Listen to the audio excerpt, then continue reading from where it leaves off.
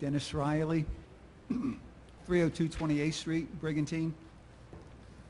I'm kind of disappointed in the way we've discussed and talked about Ron Jaworski. Not because I'm from Philadelphia and because he was our quarterback in the 1980 Super Bowl, but anybody can go online, as I did before the meeting tonight, and you can find out what kind of a golf professional he is now, or at least his company anyway. They own the Blue Heron Pines, the River Winds, the Running Deer, and the Valley Brook. I think that's been a question all night. What exactly is the basis for his expertise? So I think we've kind of resolved that. If you go on, each one of those golf courses has a separate internet site. They do everything from weddings, we had talked about the food and beverage side of it. They do all of that, the weddings, all the things that you would find in a fine golf course in a country club type atmosphere.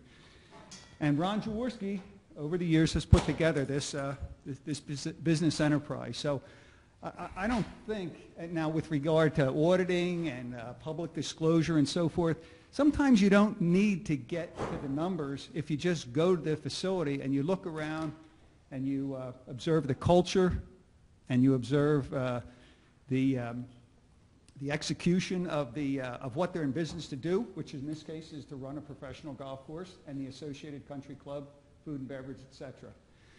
So I'm very comfortable with Ron Jaworski Golf as being a candidate for running our golf course.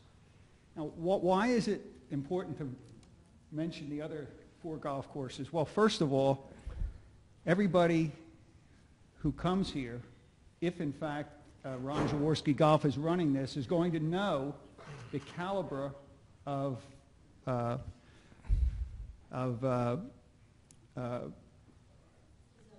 activity, if you will, the caliber of the golf course. They won't come here. They're going to have Blue Heron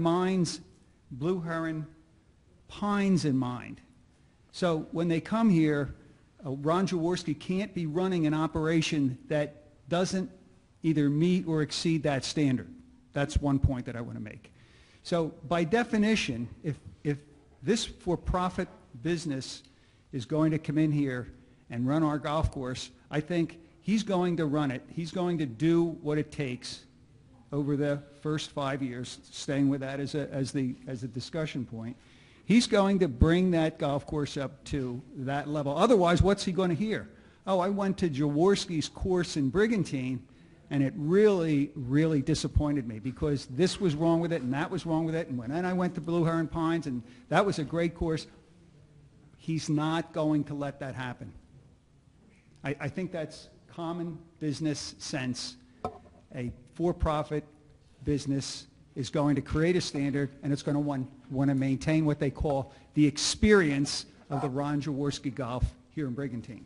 So I just want to touch base on that point and why I believe that if Jaworski gets the lease, that $300,000, that's going to be spent in those first 5 years, probably going to be spent in the first 2 years, to get the golf course into a position where it can start meeting or exceeding the golfer experience as you would find it at the other 4 courses.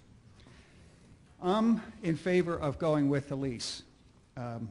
First of all, it does shift that risk.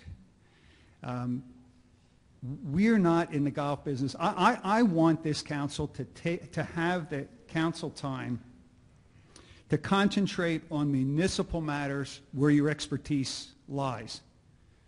That's where the time at these council meetings should be spent. We're listening to residents and what their concerns are and what we can do to make the community better. That's where our time should be spent. Not as we're doing tonight, talking about this golf course again and again. So it shifts the risk over to Jaworski for the reasons that I just said before. I think that's a good idea. It places the course in the hands of a professional golf management company. I don't think there's any disputing that. It provides for immediate capital improvements for the very reasons that I pointed out before. He's not going to have his name on something that's less than the other for courses that he's already providing an exceptional experience on for golfers. And it provides a revenue stream in the third and fourth year to start to offset those mortgage costs that we talked about. So we own the golf course. You know, I like to look at it in two different ways. Number one, we have 4 more years left to pay off. We're going to have to do that regardless of what. Excuse me, your 5 minutes are up. Okay. Well, anyway, hopefully I made the point that that's what I'm in favor of, and for those are the reasons. And I do like to look at it from a long-term perspective. If they are as good as we understand that they are, and as the evidence proves, then it is a good long-term solution, because at the end of 4 years, they're going to be handling the golf course. We're going to be getting $100,000 a year. It sounds like a good deal to me. Thank you. Thank you, Dennis.